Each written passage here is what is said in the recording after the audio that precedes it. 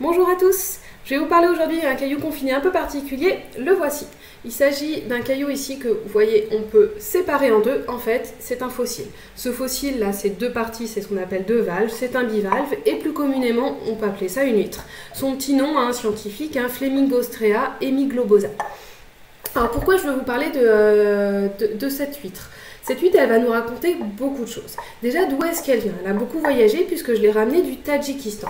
Alors le Tadjikistan, c'est un petit pays d'Asie centrale qui se situe à l'ouest de la Chine. Donc ici, je vous ai ramené un planisphère pour vous situer. Je vous ai mis une petite gommette au niveau de la France et une petite gommette au niveau du Tadjikistan. Je l'ai ramené de sédiments qui se situent dans le bassin afghan-tadjik. Ce bassin afghan-tadjik, il est à peu près à 1400 mètres d'altitude et il est entouré de grandes chaînes de montagnes comme le Pamir et le Tian Shan qui culminent à plus de 7000 mètres d'altitude.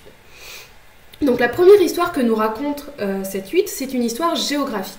Comme vous pouvez voir avec cette petite gommette, on se situe au beau milieu de l'Asie, à des milliers de kilomètres de mer ou d'océan.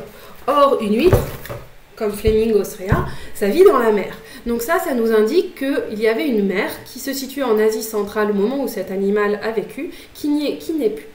Alors les sédiments dans lesquels j'ai récupéré cette huître sont des sédiments qui sont datés de l'Éocène, il y a plus de 55 millions d'années. Donc entre 55 millions d'années et aujourd'hui, il y avait une mer qui s'est retirée.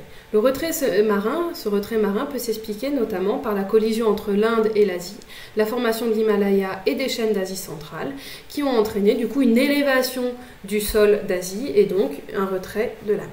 Ça, c'est la première histoire que nous raconte cet animal. La deuxième histoire que va pouvoir nous raconter cet animal, c'est une histoire qui est plutôt climatique. Pour ça, on va plus s'intéresser à la coquille. Vous pouvez remarquer que cette coquille-là, elle est très épaisse, elle est beaucoup plus épaisse qu'actuellement. Et en fait, si on la regarde dans ce sens-là, on se rend compte que cette coquille, elle est formée de plein de stries. Ces stries vont être intéressantes parce qu'elles vont pouvoir nous donner l'âge de l'animal. En fait, l'animal construit sa coquille au fur et à mesure de sa vie et chaque année, il juxtapose un petit peu plus de calcite. Et donc chaque strie correspond à un an. Si on compte toutes les stries de cette coquille, on va pouvoir se rendre compte que cet animal, il a vécu plus de 50 ans. Et en plus, pendant ces 50 années, il a construit une coquille très épaisse. Pourquoi je vous raconte tout ça? C'est que la chimie de la coquille qui se construit va être en équilibre avec l'eau dans laquelle l'animal vit. Et l'eau de la mer dans laquelle l'animal vit, ses paramètres, sa composition chimique va dépendre du climat dans lequel se situait le Tadjikistan à l'époque de la vie de l'animal.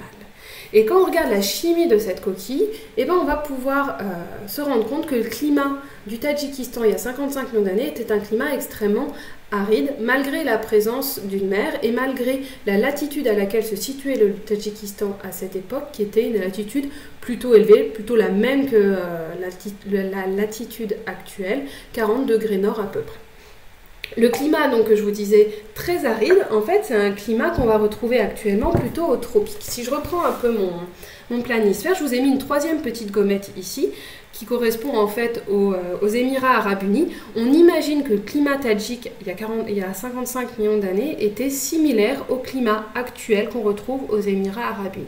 Et vous voyez que les Émirats Arabes Unis sont plutôt au niveau des tropiques, donc beaucoup plus au sud, beaucoup plus proche de l'équateur que le Tadjikistan actuellement.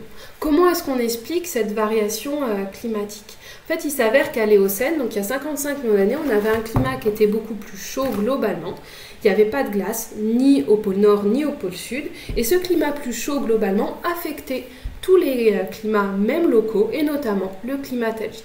Ce qui fait que le Tadjikistan se situait sous une zone climatique tropicale, malgré sa position plutôt haute en latitude, à 40 degrés nord. Je vous remercie, c'est tout pour aujourd'hui. Restez confinés, prenez soin de vous.